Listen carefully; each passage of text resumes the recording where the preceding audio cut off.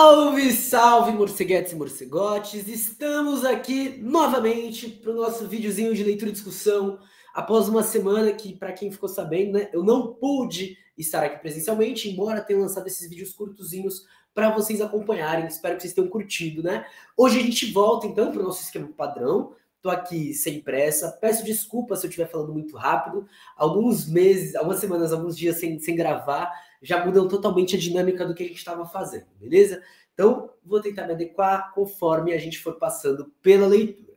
Então, a gente estava aqui no Redes e Ruas, né? Mídias Sociais e Ativismo Contemporâneo, tradução de Daphne Mello, livro do Paulo Gerbaldo, publicado pela editora Funilaria.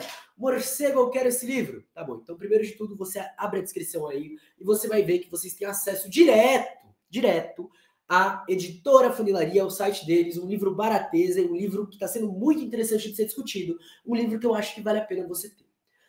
Morcego, não tenho dinheiro. Você pode ir no link do nosso Drive, ou se você abrir o site da editora Funilaria, diretamente com eles, e pegar o PDF. Beleza? Morcego, já tenho o livro e tal, sei o quê, mas não quero pegar ele, eu não tenho e não tô afim de pegar ele.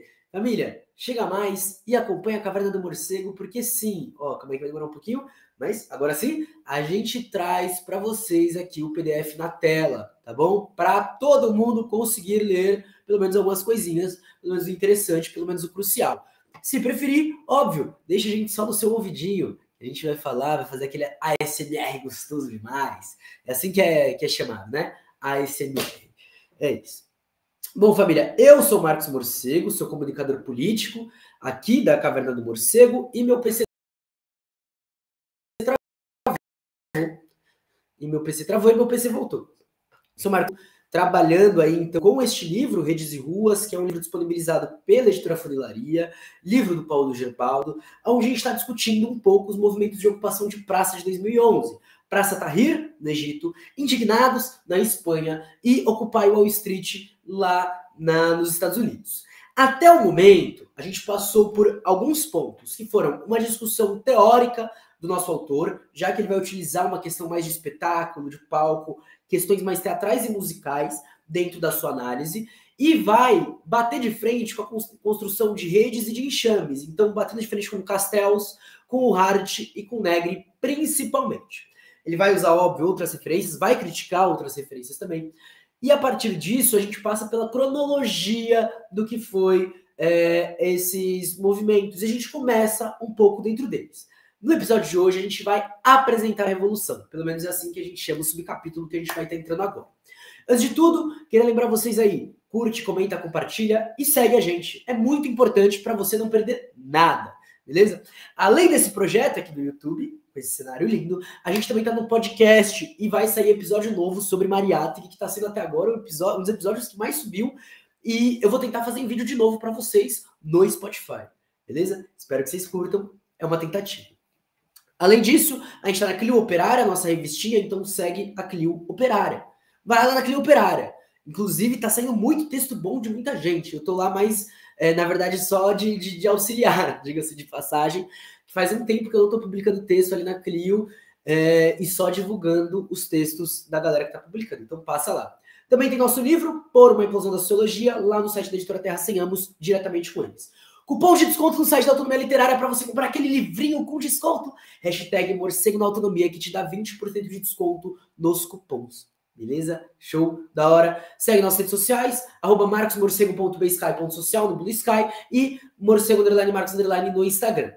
E se curtiu o projeto, além de curtir, comentar, compartilhar, baixar nosso PDF, ir lá na editora comentar, porra, vim aqui, comprei o livro por causa do morcego, todas essas coisas, você pode apoiar a gente financeiramente. Seja pelo nosso Pix, podcastmorcego@gmail.com, seja pelo nosso apoio coletivo, apoia.se/cavernamorcego. Lembrando que estamos a menos de uma semana do Morcego Day, do meu aniversário, né? Enfim, foda-se. Mas é isso, precisava dizer isso. Então, manda seus parabéns aí, manda um pixinho de 10 centavos, 20 centavos, e manda um parabéns lá por mensagem que tá ótimo pra gente. Beleza? Da hora? Legal? Agora sim, vamos pra leitura. Então, a gente parou aqui apresentando a Revolução. A gente estava falando um pouco da convocação, das manifestações e das disputas que haviam ocorrido em torno disso. Então, O desafio organizacional enfrentado pelos administradores de importantes páginas de anti-regime do Facebook era como transformar o público reunido online em manifestantes, que é hoje a pergunta que a gente faz, né? Vou até grifar. Como transformar o público reunido online em manifestantes. Embora essa tenha sido uma tarefa assustadora, em virtude do medo e da repressão policial, é notável quanto os usuários dessas páginas estavam impacientes em passar do Facebook para as suas. Nora Rafael, uma ativista de 26 anos, descreve seu sentimento ao acessar a página Kulena Khaled Said, que é a página em homenagem ao Khaled Said, né? Para mim, o Facebook foi tipo, opa, realmente precisamos deter esse mundo virtual. Se queremos fazer algo, precisamos parar com isso. Temos de ir além. Essa foi minha ideia. É muito confortável. Sentimos que estamos apenas gritando palavras, mas na verdade não fazemos nada. Para mim era como se precisássemos sair dos nossos círculos. Digo coisas e as pessoas curtem. Elas vêm do mesmo contexto, da mesma perspectiva. De alguma forma, não relacionados ao território, à realidade, às pessoas reais nas ruas. É muito crucial a gente ler isso, porque é uma coisa que os militantes da esquerda hoje, que estão na internet, não falam. Mas isso já era trazido a partir dessa perspectiva.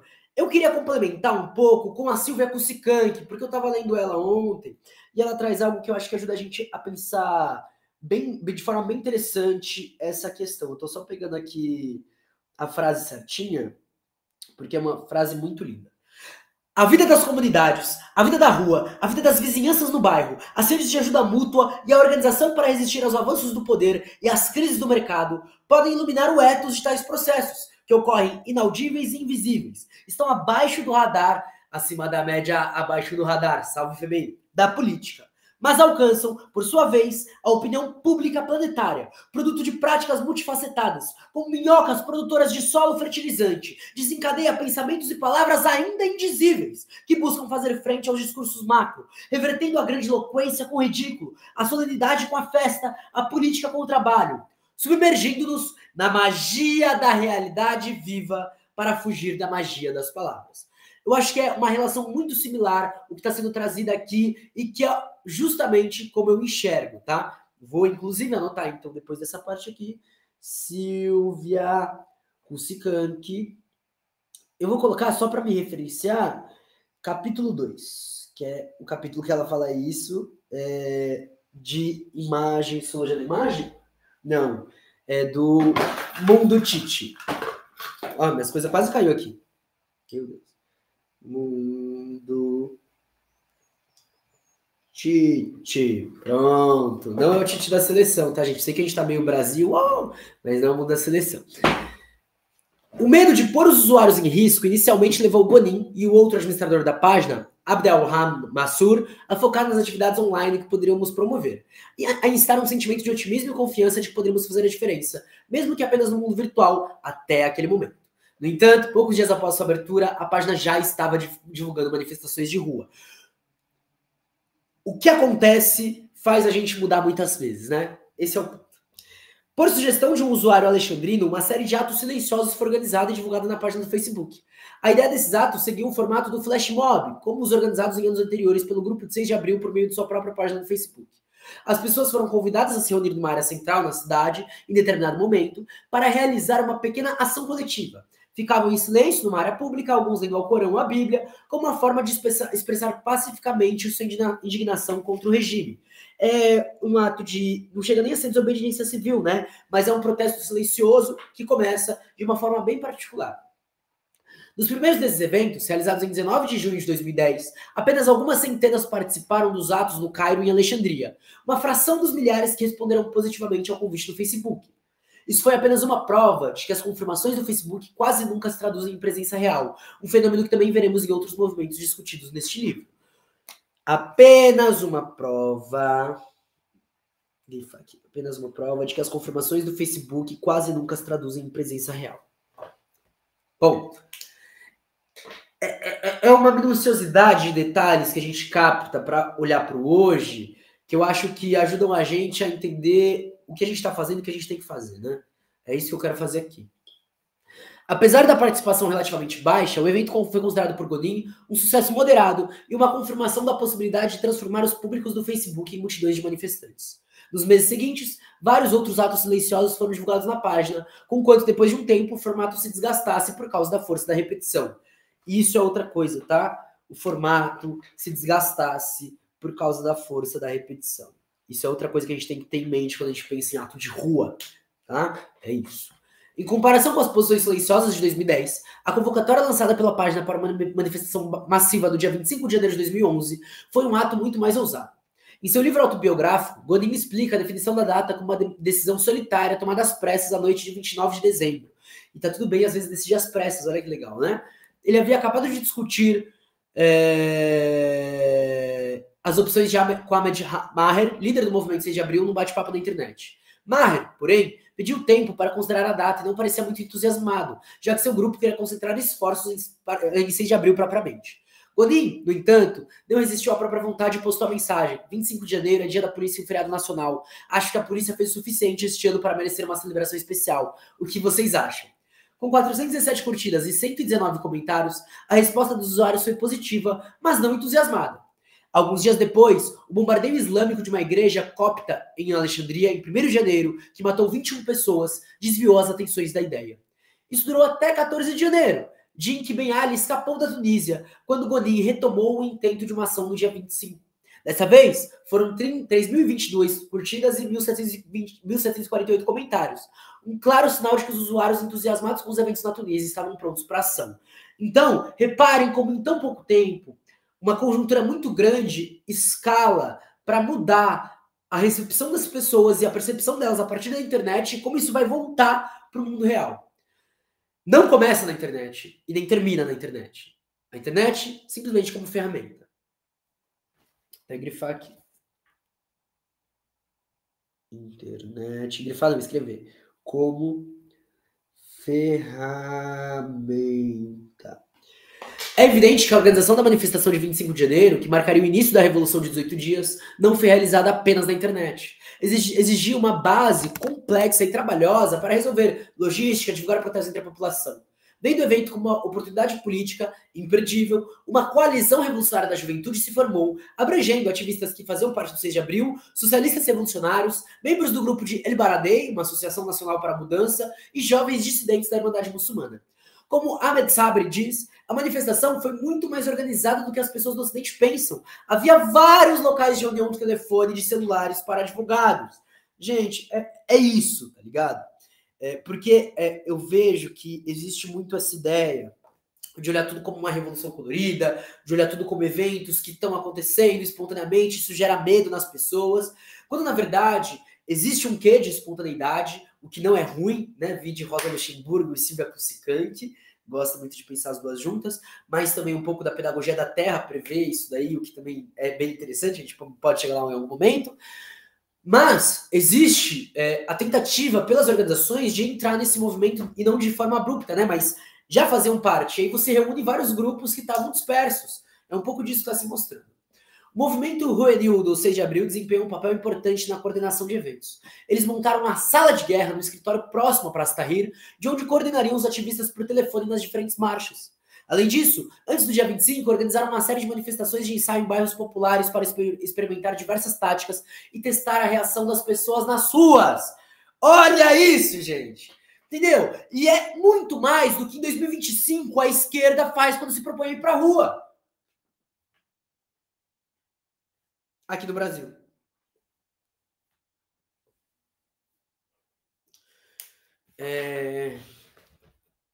Teste, autodefesa, treino. Os ativistas também tentaram convencer os grupos de oposição estabelecidos a se unir a eles. Enquanto a Irmandade Muçulmana e todos os outros partidos da oposição inicialmente recusaram o convite, figuras-chave de torcidas organizadas prometeram apoio. Olha quem apareceu aqui. Olha quem apareceu aqui. Sempre elas, né? Sempre elas. Salve, salve, democracia corintiana e Coringão Antifa, inclusive. Um beijo para vocês e vai, Corinthians! A página Kulena Khaled Said, aos poucos, passou a funcionar como uma espécie de megafone pelo qual, de sua base segura em Dubai, Godin transmitia a um público amplo e difuso as decisões tomadas por ativistas no Cairo e em Alexandria. A página do Facebook se constituiu numa plataforma na qual se podiam compartilhar e organizar informações, Porém, o mais importante era criar uma sensação de antecipação sobre o próximo evento. Foi criado um evento no Facebook intitulado 25 de janeiro, Revolução contra a tortura, pobreza, corrupção e desemprego.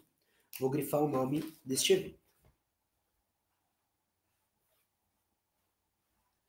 Na sexta-feira, 21, 4 dias antes do primeiro protesto, o evento contava com 100 mil confirmados e muitos participantes ainda se juntariam nos dias seguintes.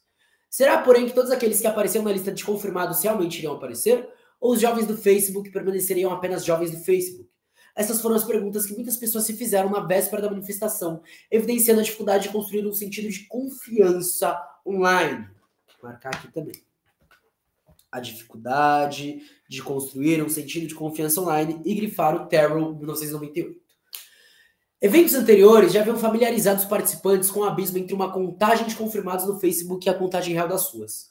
O ceticismo era, assim, muito alto. Vi pessoas dizendo que participariam dos protestos, mas não acreditavam que o fizessem. Relata Reda, fotógrafo e membro da torcida do Al-Ahly, que foi às ruas no dia 25. Sally Zonen percebeu que muitos de seus amigos que haviam confirmado presença não pretendiam participar. Então, segundo Sally Zonen, antes do dia 25 havia o evento no Facebook da Revolução de 25 de janeiro, ao qual muitas pessoas afirmavam que compareceriam. Eu pensava, ok, beleza. Depois, via a consistência, eu conheci e perguntava, você realmente vai? E eles diziam, não. Então por que você está dizendo que vai participar do Facebook? Porque somos solidários. Assim, comecei a perceber que de cada 20 pessoas que confirmavam presença, apenas uma ou duas de fato compareceriam. Ou seja, ali de 100 mil, participariam então talvez 5 mil, que já é um número razoavelmente bom, né? Óbvio, havia medo da repressão policial e uma desconfiança mútua entre os usuários do Facebook, o que criou obstáculos importantes no caminho para alcançar uma boa participação no dia. Guanin estava ciente do risco. E até hoje, o medo é maior do que a confiança política. Então talvez a gente esteja criando confiança política do jeito errado, né? Ou talvez a gente não esteja criando nenhuma confiança política. Mas é uma coisa para se alerta, né? Ponto de autocrítica mesmo. Vou grifar esse primeiro parágrafo, então, de um medo até risco. Colocar aqui, confiança política e autocrítica. Nos últimos dias que antecederam a manifestação, ele se esforçou para combater o derrotismo presente em alguns comentários postados na página, como resumido da seguinte mensagem. Abre aspas. Ninguém fará nada, você vai ver. Tudo que fazemos é postar no Facebook. Somos a geração do Facebook, ponto final. Para dissipar essa impressão, já disse Clarice Falcão, nós somos a geração que vai mudar essas coisas, né? Para dissipar essa impressão, Godin se concentrou em mensagens positivas, enfatizando a determinação das pessoas em as suas, exemplificadas pela declaração, abre aspas, não ficaremos assistindo a outras pessoas no Facebook, fecha aspas. O trabalho motivacional realizado por ele na preparação dos protestos pode ser demonstrado numa mensagem publicada no dia 24, em que ele apelou ao orgulho das pessoas. Uma pessoa decidiu não participar amanhã. Ela está sentada na frente do computador e escreve comentários no Facebook dizendo: as pessoas são covardes e ninguém realmente vai participar. Como disse antes, há um fenômeno na psicologia chamado projeção. Você tem um problema. Para evitar dores da consciência, está dizendo a si mesmo que todas as pessoas são covardes. Infelizmente, meu amigo, não sou um covarde. Protestarei no dia 25 de janeiro. Ó, ele estudou discurso, né? Safado. O mesmo desejo de dissipar o medo e a incerteza das pessoas marcou a ação da já ativista Asma Mahfouz, que, antes do protesto, postou um famoso vídeo no Facebook no qual incitava as pessoas. Olha que legal. E aí tem um comentário aqui. Se você se considera homem, venha comigo dia 25 de janeiro. Quem disser que as mulheres não devem protestar porque serão espancadas, que tenha um pouco de honra, masculinidade e venha comigo no dia 25 de janeiro. A quem disser que não vale a pena porque haverá apenas um punhado de pessoas, quer dizer, você é a razão por trás disso e é um traidor. Assim como o presidente ou qualquer policial que nos agride nas ruas. E aqui tem um elemento muito interessante, gente, que eu gosto de pensar quando eu olho para as revoluções da geração Z que estão acontecendo, as revoltas da geração Z. Não sei se a gente ainda vai poder chamar de revolução um dia, com distanciamento histórico, né? Que existe um quê, pelo menos da subversão da revolta, presente em todas essas lutas. E a gente não consegue colocar o socialismo muitas vezes, né? E aí a gente vai lá e fala, não, é porque é uma revolução colorida. Tá, e o papel nosso, enquanto sujeitas e sujeitos políticos, não existe. Eu acho que é um pouco disso que está sendo colocado, sabe? De chamar as pessoas para esse papel enquanto sujeitas e sujeitos políticos. Essa convocatória, o heroísmo, usou de maneira inteligente o machismo, prevalecente na sociedade egípcia, como recurso para mobilizar jovens que temiam ser ridicularizados pelo fato de uma jovem mulher superá-los em bravura. Na véspera do protesto, vídeos e mensagens de cunhos semelhantes confirmaram a impressão de que a coisa seria grande, como Ahmed Sharkawi, um ativista egípcio na cidade de Zaghig, afirmou. O último status publicado na página Kulena Khalid Said, na manhã do dia 25, poucas horas antes da hora marcada para o público, tinha um tom de um desafio geracional. Hoje vamos provar que não somos gente de comentar e curtir. Como eles dizem, somos realidade na Terra. Estamos exigindo nossos direitos e todos estamos participando. E aí, quando a gente olha, inclusive, para tudo isso que está acontecendo e a gente não está fazendo isso, talvez o problema não seja fora, o problema seja aqui. Óbvio, eu não estou afirmando, eu estou jogando possibilidades, estou jogando ideias, né? Porque a gente parece os filósofos aos quais o Marx critica, né? E óbvio, eu trago a gente num processo de crítica, autocrítica, sabendo que não estou falando de todo mundo, tá? Vocês sabem disso, eu acho muito importante que vocês situem, né? Se situem aqui, vocês estão na Caverna do Morcego, vocês sabem que aqui a gente fala assim, não como uma crítica a todo mundo, muito pelo contrário, porque a gente tem confiança política nos espaços que são construídos, né? Mas sem crítica, autocrítica, a gente não vai chegar a lugar nenhum, então a gente vai sempre pontuar para trazer essa reflexão. Enfim, eu odeio ficar criando esses conceitos, então só vou falar isso, acabou, ponto. Nosso povo veio às ruas. Vamos lá. Se na véspera da Revolução os grupos do Facebook desempenharam um papel crucial na organização da dissidência contra o regime, assim que o movimento aterrissou nas ruas, suas comunicações mudaram drasticamente. Como resume Osama Hum, ativista do 6 de abril, antes de 25 de janeiro havia 80% do Facebook e 20% face a face. Depois de 25 de janeiro, 20% era Facebook e 80% face a face. Novamente, as redes sociais como ferramentas, não é nem como meio, como ferramentas. Apesar de toda a sofisticação alcançada pelo movimento revolucionário na internet, na fase de preparação, é notável até que ponto o esforço da mobilização se baseou numa reinvenção criativa da antiga arte da agitação face a face. O Facebook provou ser um ponto de encontro útil por causa dos obstáculos à comunicação por um regime autoritário nas suas. Mas, para que a revolução ganhasse apoio suficiente, uma interação direta com as classes mais baixas nas suas era imperativa, em especial levando em conta a grande exclusão digital na sociedade egípcia, da qual 3/4 não tem acesso à internet. E hoje, aqui no Brasil, eu vejo que ainda com esse acesso à internet, ainda com o consumo de coisas de esquerda, isso não quer dizer porra nenhuma. O máximo que as pessoas, inclusive, que agitam na internet fazem é ir na porra de um ato e ficar falando coisa de esquerda aqui e acolá. Geralmente para ganhar dinheiro, inclusive. Foda-se. Óbvio. Ai, que legal, a gente consegue, né, de certa forma, disputar um pouco das palavras e não sei o quê, blá, blá, blá, blá, blá. As palavras na sociedade ocidental valem o quê? Sabe? Tipo assim, e as pessoas que vivem na sociedade, dentro da pedagogia capitalista, o quanto elas acreditam nessas palavras. Acabar com as palavras mágicas. A realidade tem que ser mágica. Essa é a brisa da Silva Kusikan, que é isso que a gente está trazendo aqui. Como o próprio Gonin afirmou, Gonin parece o Zanin, né? Nossa, toda vez que eu falo, me vem o Zanin na cabeça. Puta que pariu. Como o próprio Gonin afirmou em mensagem na página do Facebook, chegar aos egípcios da classe trabalhadora não se dará pela internet e pelo Facebook. Nas atualizações de status que postou nos dias anteriores ao dia 25, enfatizou a necessidade de as pessoas saírem e se espalharem por ruas, fábricas, mesquitas e igrejas. Uma mensagem publicada no dia 21 dizia: temos de garantir que nossas mensagens sejam difundidas, especialmente em áreas pobres. Todos devemos ir para as ruas agora e diminuir o uso do Facebook. No dia 23, o administrador apelou mais uma vez a seus usuários para falar com o Egito, que não fazia parte da Shabab and Internet. Nós nos reunimos no Facebook e nossa voz está muito forte agora e pode ser ouvida com clareza. Na terça-feira, temos de ser muitos nas ruas, alcançar outras 60 milhões de pessoas que não têm acesso à internet. Chegar a essas pessoas estava sendo visto como o objetivo mais importante das manifestações. Os incentivos lançados por Gonin pela página de Khaled Said foram acompanhados por um intenso esforço para divulgar a mensagem localmente. Assim, jovens internautas se transformaram em agitadores nas ruas, tentando convencer outras pessoas de sua rede de amigos e conhecidos a se unir aos protestos. Nós, as pessoas da internet... Cadê? Isso aqui. Nós, as pessoas da internet, fizemos com que as pessoas comuns soubessem que algo iria acontecer. E isso foi muito importante para o dia 25. Refletiu Abdallah, um membro da torcida organizada do Ali.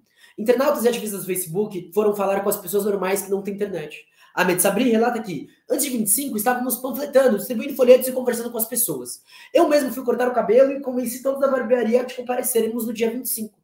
Repara que é a fita do dia a dia, a fita do cotidiano, porra, é isso, é isso. Quando chegou o dia, a passagem física de manifestantes pelas diferentes áreas do Cairo proporcionou ao movimento uma oportunidade de agitar os Sha'ab, muitos dos quais se ressentiam com o regime por causa das dificuldades econômicas que enfrentavam. Sair às ruas era a única maneira de o movimento quebrar a dupla barreira da brecha digital e da censura da mídia estatal. Aqui a gente não tem censura, né, da mídia... que é uma mídia internacional e uma mídia capitalista dominada por grandes blocos hegemônicos, né? Pela grande burguesia, pelo grande capital. Interessante pensar, inclusive, essa relação. De modo a maximizarem a visibilidade do movimento nas ruas e a possibilidade de contato com a população local, os ativistas recorreram à tática de marchas alimentadoras. Em vez de se unirem diretamente na Praça Tahrir, os manifestantes eram convidados a participar de 4 pontos de encontro em diferentes áreas do Cairo, incluindo os bairros da classe trabalhadora de Shubra e Mbaba. Olha que legal, gente! Pô, São Paulo tem vários terminais, né? Porra, cada movimento puxar de um terminal e desse terminal a galera ir pro centro. Reparem que isso é tática, tá? É isso que a gente está discutindo. A gente está discutindo tática.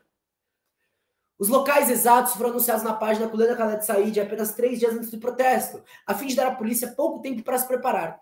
Antes de irem para Tahrir, os manifestantes deram várias voltas em pequenas ruas residenciais nos bairros próximos ao ponto de montagem inicial para reunir mais pessoas ao longo do caminho. A tática foi explicada de forma concisa em um pequeno livreto distribuído online antes dos protestos na sexta-feira, dia 28. Reúna-se com amigos e vizinhos em ruas residenciais, longe das forças de segurança. Então, na sua rua, chama a galera, já sai de lá com a galera. Grita palavras de ordem em nome do Egito e da liberdade do povo, palavras de ordem positiva. Incentiva outros moradores a participar. Saia pelas suas principais em números muito grandes para já ter um agrupamento possível. E vai para importantes prédios do governo enquanto grita palavras de ordem positiva para tomá-los. Isso daqui, inclusive, é um movimento que pode gerar autonomia de acordo com as diferenças táticas, ao ponto de que a gente não precisa tretar se a gente vai fechar a porra de uma rua ou não. Ah, não quero fechar a rua com você, tá bom, então você vai lá pra casa do caralho, eu vou pra puta que pariu e a gente faz esse bagulho acontecer, tá bom? Beleza? Legal? Olha que da hora. A ideia era que a manifestação fosse como um ônibus guiado por todo mundo, explica Ahmed Sabri. Quanto maior a marcha, mais as pessoas ganham confiança e querem se juntar a ela. Os manifestantes em marcha formavam, assim, não só um encontro contencioso. Chile usa isso daí para descrever a ação de movimentos sociais modernos, tá? Essencialmente é um protesto. Eu vou grifar aqui e também vou grifar a definição, tá? Encontro contencioso é essencialmente um protesto. Faz sentido? Mas também um encontro contagiante, que iria, por sua vez, reunir mais pessoas em suas passagens pelas ruas. Isso daí é um esquenta, né? Como Nora Chalab explica, sempre nos certificávamos de passar por ruas pequenas onde há áreas residenciais e não pelas grandes, onde não há prédios residenciais. Posso acabar aqui? Posso acabar aqui, né? Posso acabar aqui. Fechou? Vamos acabar aqui? Porque dessa maneira você incentivava as pessoas a descerem e ver as coisas. Meu Deus! Ai! Lendo 14 anos depois, velho. Usando essa tática, os manifestantes conseguiram reunir um expressivo número de pessoas pelo caminho, alimentando o entusiasmo entre os manifestantes e gerando a confiança de que poderiam prevalecer sobre as forças policiais. Abdallah relata o itinerário da marcha em que se juntou no dia 25 de Gizé, na margem ocidental do Nilo.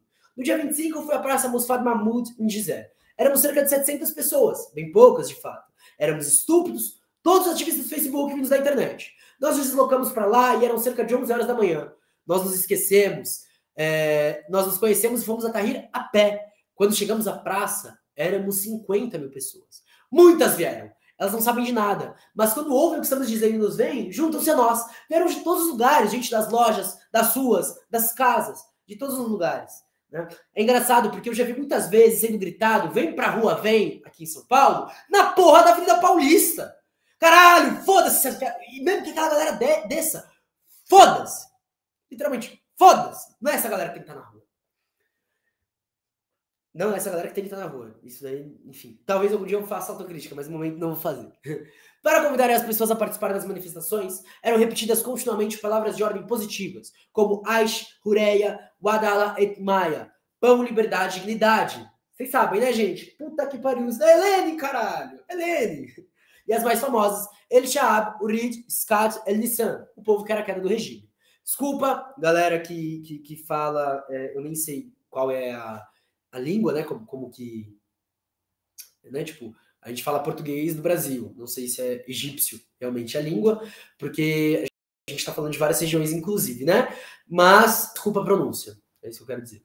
Essas eram ideias com as quais os egípcios podiam se identificar facilmente. Eles evitaram a linguagem ideológica e, em vez disso, se concentraram em simples demandas políticas sociais, em particular direcionadas às mazelas da classe trabalhadora e dos pobres. Os lemas foram acompanhados de exortações diretas para que se iniciem os protestos, como Inzil, Inzil, Inzil, desça, desça, desça, vem pra rua, vem. E Ya Anila Andamulina, nossas famílias se unem a nós. Dirigidas aos espectadores nas ruas e às pessoas que assistiam à passagem dos manifestantes de suas janelas e varandas. Com essas formas de comunicação nas ruas, os jovens do Facebook criaram um contato pessoal com os egípcios na internet, para usar as palavras de Gonin. Eu vou grifar aqui contato pessoal. Cadê? Contato pessoal. E eu vou escrever aqui cotidiano, tá? Cotidiano. Isso envolveu um processo de aprendizado, já que para muitas pessoas, como Mohamed Said, 22 anos, formado em ciências políticas, foi a primeira vez que fiz isso, conversar sobre política com estranhos na rua.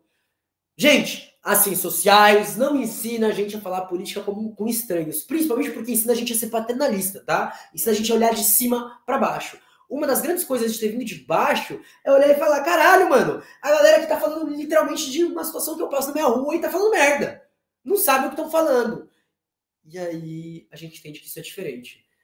Para quem acompanhou, na verdade eu ainda não tornei isso público, né? Mas eu morei 6 anos numa cidade que 4 anos atrás 80% votou no Bolsonaro e 2 anos atrás 70% votou no Bolsonaro, né? Nossa, vai fazer 3 anos atrás. 70%, 5, 6 anos. Meu Deus, não! Nossa, tô falando 2018, 2022, tá? 3 e 8 anos atrás, né? Puta que pariu, faz tempo. Caralho. Que loucura. E foi 80% e 70%, mais ou menos, um pouco mais do que isso, né? Que votaram no Bolsonaro. E pela primeira vez a gente tava trocando ideia sobre socialismo, velho. E não porque eu cheguei lá e falei, gente, eu faço ciências sociais e não sei o que, blá, blá. Porque a galera me conhecia e veio perguntar. Porque eu falei coisas ali do cotidiano que a galera queria aprofundamento antes de chegar no socialismo. Foi porque a gente tava falando sobre o dia a dia, sobre o cotidiano, sobre o que eles passam, o que a gente passa. Isso, para mim, é ciências sociais. E umas ciências sociais não começou por mim, começou por eles. E talvez tenha começado por mim antes de eu fazer ciências sociais, diga-se de passagem. E começou por outras pessoas que vieram antes de mim, enfim, por aí vai, né? Nos dias 26 e 27, o movimento se manteve visível no Cairo e na Alexandria, enquanto brigas entre manifestantes e policiais ocorriam em Suez. Toda a atenção estava concentrada na preparação para o dia 28, a sexta-feira raivosa. Os pontos de encontro para as marchas alimentadoras foram novamente divulgados na página do Facebook Kulena Khaled Said. No entanto, a essa altura, ela havia se tornado apenas um entre muitos polos de mobilização e coordenação, dos quais se destacavam organizações consolidadas com a Irmandade Muçulmana, que enfim havia prometido apoio. No dia, o formato das marchas alimentadoras foi intensificado. Mesquitas foram usadas como pontos de encontro e as orações de sexta-feira pré-estabelecidas para o meio-dia. Nora Shalabi descreveu uma marcha saindo da área Shaabi de Dar el-Salam. Olha que legal, né? As orações foram pré-estabelecidas para o meio-dia, para acontecer provavelmente antes da marcha, né? Então você fazia esse encontrão, todo mundo orava e ia para as marchas. Esperamos até que a oração terminasse. Então um pequeno protesto saiu da mesquita. Juntamos-nos e começamos a marchar. De repente, do nada, capangas começaram a aparecer. Nós nos separamos muito rapidamente. Não estávamos acostumados a ser atacados por capangas. Ficamos preocupados e nos escondemos. Então, decidimos ir ao Cairo Velho para ver se poderíamos encontrar outra marcha e vimos pessoas de pé, esperando que mais pessoas se juntassem até começar a marchar. Juntamos a ela e chamávamos as pessoas nas varandas. Juntem-se a nós, juntem-se a nós. Olha isso, você corre, junta, reagrupa e volta. Se no dia 25 a multidão era composta de 70% a 80% da classe média, como disse a ativista Hana El-Sisi, no dia 28 todo mundo se uniu, incluindo os Shaabi. Uma anedota publicada por Marwa Hussein no jornal El Ahram testemunha a diversidade da multidão. No dia 28, conheci um cara que estava muito confuso com todo esse hype do Facebook, que nem sabia o que era essa coisa de Facebook. E no meio da manifestação tive que explicar a ele o que era. No dia, entendeu? A manifestação ele sabia, a porra do Facebook não. No dia, centenas de milhares de pessoas foram às ruas no Cairo, em Alexandria, em Suez e em outras cidades egípcias. Muitas delegacias de polícia da capital e sedes do Partido Nacional Democrático de Mubarak foram incendiadas. os quartéis e as delegacias policiais, como diz Fanon, marcam a cidade segregada. Eles são os pontos de exclusão. Diretos. Fica aí a dica. Depois de várias horas de confronto com a polícia, que custaram centenas de vidas perdidas, os manifestantes ocuparam Praça Tahrir, defendendo-a dos ataques de capangas e policiais à paisana por mais de 15 dias até a renúncia de Hosni Mubarak. Bom, gente, aqui a gente teve, então, no episódio de hoje, uma apresentação das manifestações no Egito e das suas táticas, né? Essa é a manifestação do povo que não ficou só no Facebook. Eu acho que aqui a gente vai encerrar mesmo por aqui, porque já foram muitos aprendizados, muitas coisas para se refletirem. Tô adorando conhecer mais profundamente essa revolução. Bem interessante, muito diferente, inclusive, do que eu conheci durante toda a minha vida, do que eu ouvia falar sobre isso, tá? Por isso que eu tô achando muito interessante a gente ler isso, principalmente tendo uma perspectiva que abarca o digital, que é o que a gente está discutindo hoje. Bom, a gente se vê então no próximo episódio, que sai ainda essa semana, onde a gente vai falar sobre esqueça o apagão digital, os pachás do Twitter e a conclusão do nosso autor. Beleza? Então até mais. Um grande beijo. Tchau!